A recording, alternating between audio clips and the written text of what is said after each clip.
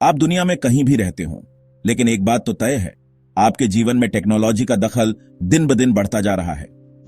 लेकिन क्या आपने कभी सोचा है कि अगर टेक्नोलॉजी आपकी आजादी पर कब्जा करने लगे तो क्या होगा? अगर आर्टिफिशियल इंटेलिजेंस यानी एआई ये तय करने लगे कि आपको क्या करना चाहिए, कहां जाना चाहिए, किससे मिलना चाहिए, तो कैसा लगेगा? आज हम आपको लेकर चल रहे हैं चीन के एक ऐसे शहर की सैर पर जिसे विशेषज्ञ दुनिया की पहली एआई संचालित सर्वेलेंस राजधानी मानते हैं। यह शहर है चॉन्किंग।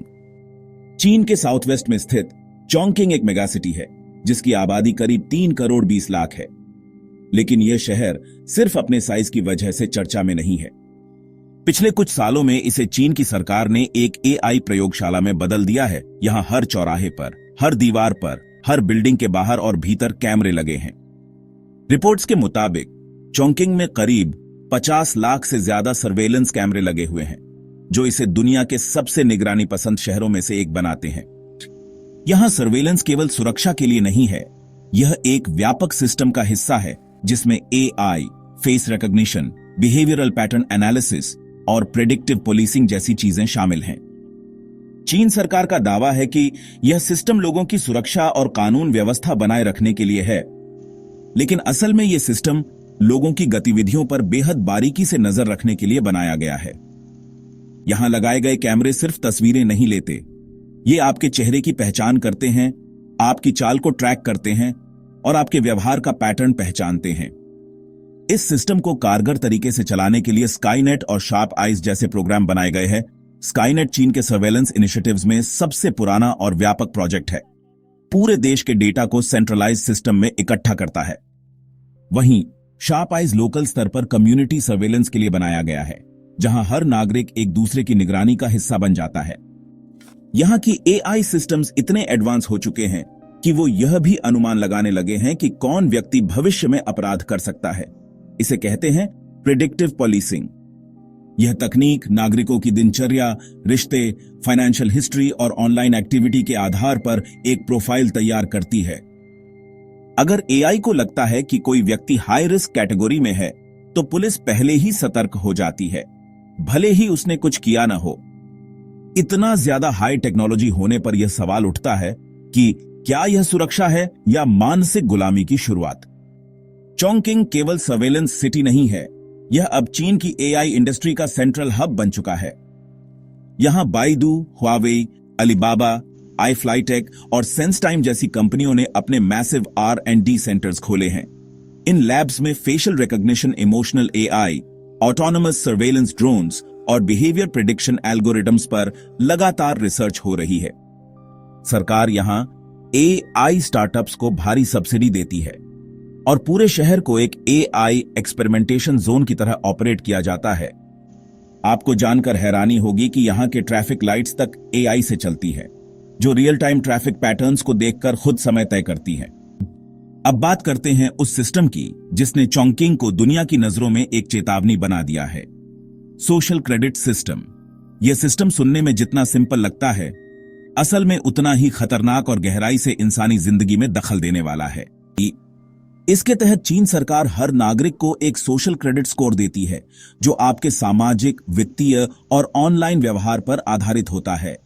आप ट्रैफिक नियमों का पालन करते हैं, समय पर टैक्स और लोन चुकाते हैं, सरकारी नीतियों का समर्थन करते हैं, तो आपका स्कोर ऊपर जाएगा। लेकिन अगर आपने कोई अपराध किया, ऑनलाइन सरकार की आलोचना की या ऐसे लोगों से मेल जोल रखा जिनका स्कोर कम है, तो आपका स्कोर गिरा दिया जाएगा। कम स्कोर का मतलब केवल एक नंबर में गिरावट नहीं है, बल्कि जिंदगी के हर जरूरी हिस्से से धीरे धीरे कट जाना है। अगर आपका सोशल क्रेडिट स्कोर कम हो जाता है, तो सबसे पहले आप ट्रेन या फ्लाइट की टिकट नहीं खरीद सकते। यानी आप देश के एक हिस्से से दूसरे हिस्से में जाना चाहें तो सरकार आपको अनुमति नहीं देगी। यह पाबंदी कई बार महीनों या सालों तक भी जारी रहती है। दूसरी सजा यह है कि आपको सरकारी नौकरी से निकाल दिया जाएगा। अगर आपका स्कोर गिरता है तो आपको कोई सरकारी जॉब नहीं दी जाती, चाहे आपकी योग्यता कुछ भी हो। यहां तक कि कई बड़ी प्राइवेट कंपनियां भी पहले आपका स्कोर चेक करती हैं। तीसरी सजा आप पर नहीं, बल्कि आपके बच्चों पर आती है।